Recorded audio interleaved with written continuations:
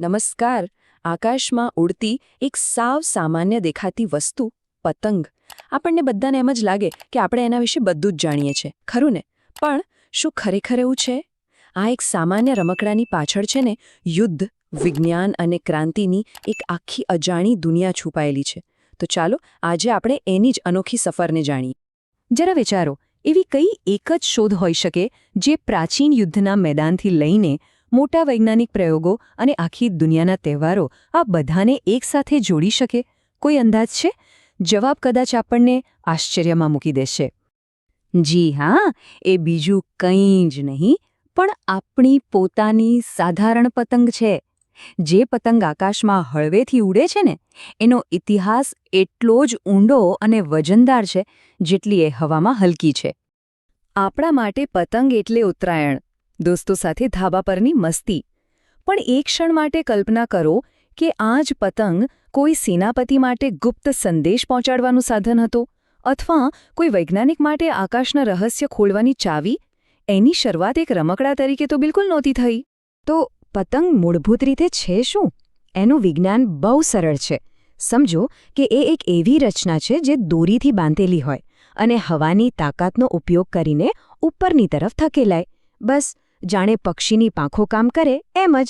પણ આટલા સરળ સિદ્ધાંતે આખી દુનિયાને કેવી રીતે બદલી નાખી? ચાલો જોઈ.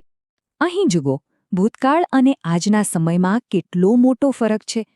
એક સમયે એ સૈન્યનું એક હથિયાર હતું, વિજ્ઞાનનું ઉપકરણ હતું અને ગુપ્ત સંદેશા પહોંચાડનાર દૂત હતો. અને આજે એ એક રમત છે, સંસ્કૃતિનું પ્રતીક છે અને ઘણીવાર તો કલાનો એક અદ્ભુત નમૂનો પણ. આ બદલાવ ખરેખર અકલ્પનીય છે, નહીં? તો ઠીક છે, ચાલો આપણે ટાઈમ મશીનમાં બેસીને પાછા જઈએ, એકદમ શરૂઆતમાં, જ્યાં આ આખી વાર્તા શરૂ થઈ હતી. આપણી આ સફર પ્રાચીન પૂર્વના દેશોથી શરૂ થાય છે. આપણે વાત કરી રહ્યા છીએ આજથી લગભગ 2,500 વર્ષ પહેલાંની. જી હા, આટલા વર્ષો પહેલાં, જ્યારે દુનિયાના મોટાભાગના વિસ્તારોમાં સભ્યતા હજી વિકસી રહી હતી, ત્યારે પ્રાચીન ચીનમાં આ અદ્ભુત શોધ થઈ ચૂકી હતી. વિચારો, 2,500 વર્ષથી પતંગ માનવ ઇતિહાસને જોતો આવ્યો છે. શરૂઆતમાં જે પતંગો બનતા હતા ને, એ રેશમ અને વાંસમાંથી, એટલે કે એકદમ નાજુક વસ્તુઓમાંથી. પણ એના કામ એ જરાય નાજુક નહોતા.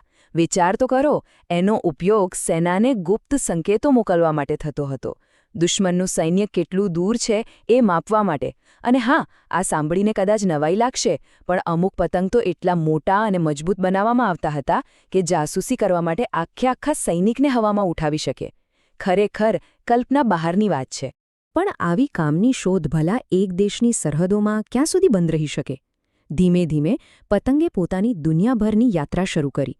અને જે પણ સંસ્કૃતિમાં એ પહોંચ્યો, ત્યાં એણે એક નવો જ રંગ અપનાવ્યો. એની પહેલી સફર થઈ પ્રાચીન સિલ્ક રોડ પરથી.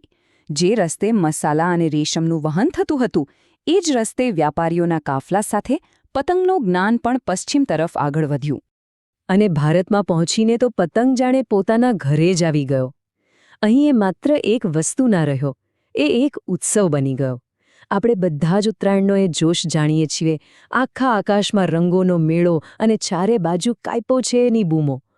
એવી જ રીતે જાપાનમાં પણ પતંગ હિંમત અને શુભ પ્રસંગોનું પ્રતીક બની ગયો. અને પછી છેવટે 17મી સદીમાં પતંગ યુરોપ પહોંચ્યો.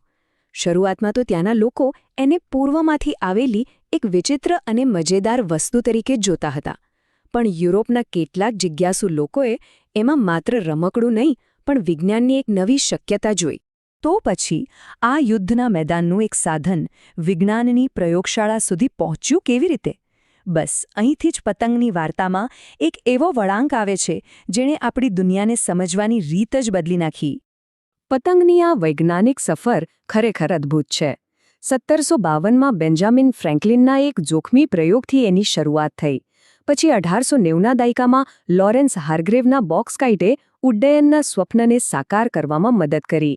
અને છેવટે એ કેવી રીતે ભૂલી શકાય કે રાઇટ બંધુએ પણ પોતાના પહેલા વિમાનની ડિઝાઇન ચકાસવા માટે પતંગનો જ ઉપયોગ કર્યો હતો.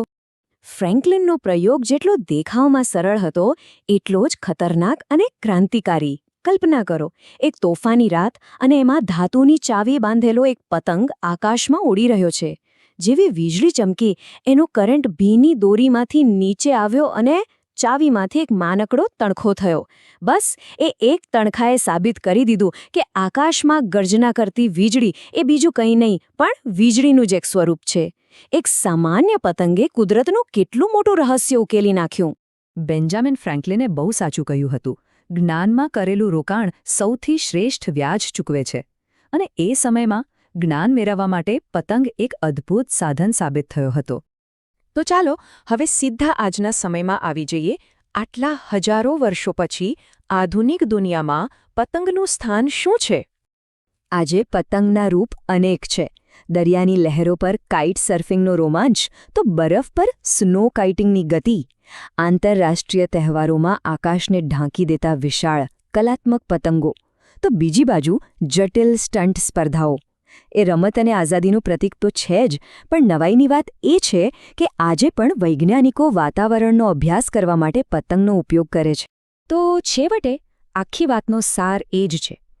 યુદ્ધના એક સાધનથી શરૂ કરીને આનંદ અને ઉત્સવનું પ્રતીક બનવા સુધીની પતંગની આ સફર કંઈક અંશે આપણી પોતાની એટલે કે માનવજાતની સફર જેવી જ છે. 2500 વર્ષથી આ એક સાધારણ શોધ માનવતાની સેવા કરી રહી છે. તેણે આપણને યુદ્ધમાં મદદ કરી, વિજ્ઞાનના દરવાજા ખોલ્યા અને આપણા તહેવારોમાં રંગો ભર્યા. પણ સવાલ એ છે કે હવે શું? ભવિષ્યમાં પતંગનું નવું સ્વરૂપ શું હશે? તે કઈ નવી ક્રાંતિનો પાયો બનશે? આનો જવાબ તો કદાચ આવનારો સમય જ આપશે.